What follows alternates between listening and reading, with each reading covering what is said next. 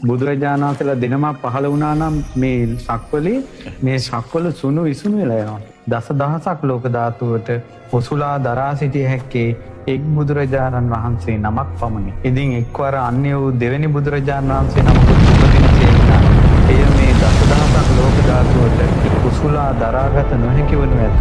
සැලී යනු ඇත, කම්පා වනු ඇත, යටට නැමෙනු ඇත, උඩට නැගෙනු ඇත, විසිරෙනු ඇත, නැසෙනු ඇත, වෙනසෙනු ඇත, යහපත් අයුරින් පවත්වාගත නොහැකි වනු ඇත. හේතුව එක බුදුරජාණන් වහන්සේ නමකගේ සිරිපා විතරයි මේ සක්වලට දරන්න පුළුවන්. බුදුවරු දෙනමක් නම් මේ පොළොවට දරා ගන්න බැහැ. ඒ වගේ තමයි කියනවා ලෝකෙට එකම එක බුදු කෙනයි කියනවා දසදහසක් ලෝක ධාතු වලට පහළ වෙන්නේ. මහත්ය එක එක ලෝක ධාතු වල එක එක ජීවීන් ඉන්න පුළුවන්. එහෙමයි ස්වාමී. එක එක තනතුරු තියෙන්න පුළුවන්. එක එක අදහනයි ඉන්න පුළුවන්. එක බුදු කෙනයි. අපි සරණ ගිය ශාස්ත්‍රඥ වහන්සේගේ ශ්‍රේෂ්ඨ බව බලන්න. අපිට ඇත්තටම අපිට ඉන්නේ එක බුදුරජාණන් වහන්සේ නමයි.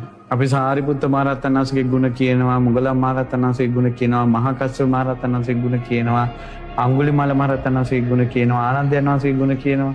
අපි ඔක්කොම ශ්‍රාවකයෝ. අපිට එකම එක ශාස්ත්‍රඥ වහන්සේ නමයි. ඒ තමයි තථාගත අරහත් ගෞතම සම්මා සම්බුදුරජාණන් වහන්සේ.